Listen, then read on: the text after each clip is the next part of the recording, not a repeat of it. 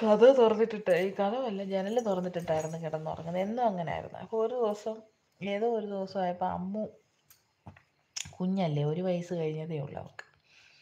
അപ്പം പളനി പോയി മുട്ടയൊക്കെ അടിച്ചിട്ട് വന്നു കഴിഞ്ഞിട്ട് എന്നിട്ട് ഇവള് ഉറങ്ങാൻ കിടങ്ങുക.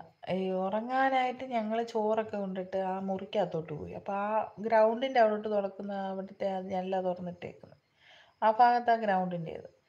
അപ്പോൾ ഇവൾ അങ്ങോട്ട് പോയി. അപ്പോൾ ഇവൾ ആ മുറിക്കകത്ത് കയറത്തില്ല.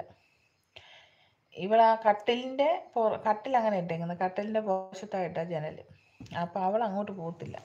അവൾ ചേട്ടനെ ഇങ്ങനെ, ചേട്ടൻ ഇടത്തേക്കും അവളെ പുറമോട്ട് തിരിക്കുക, കരയുക കിടന്ന്, ഭയങ്കര കരച്ചിലാണ്. അവൾക്ക് ആ മുറി കയറണ്ട.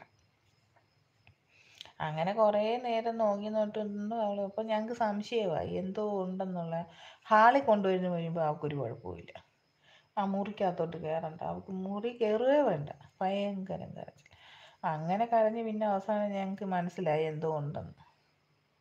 പിന്നെ ഞങ്ങൾ രണ്ടുപേരുടെ ഏട്ടൻ ആ ബാൽക്കണിയിലും മുറിയുടെ അവിടെ സാമ്പ്രാണി തിരിയൊക്കെ കത്തിച്ച് വെച്ച് ചൂല് വെച്ചിങ്ങനെ അവിടെ എല്ലാം വീശി, മുറിക്കകം മൊത്തം വീശി, നമ്മൾ തൂക്കുന്ന ചൂലില്ലേ അത് വെച്ച് മൊത്തം വീശി. അതെല്ലാം കഴിഞ്ഞിട്ട് പിന്നെ സാമ്പ്രാണിത്തിരിയൊക്കെ കത്തിച്ച് കുറച്ച് നേരം കഴിഞ്ഞപ്പോഴത്തേന് പിന്നെ പിന്നെ അവൾ അതിനകത്ത് കയറി. പിന്നെ അമ്മു അതിനകത്ത് കയറി. പിന്നെ അവൾ അതിനകത്ത് കയറി. പിന്നെ കട്ടിലേക്ക് കയറി കിടന്ന് നല്ല സുഖമായിട്ട് ഉറങ്ങി. അപ്പോഴേ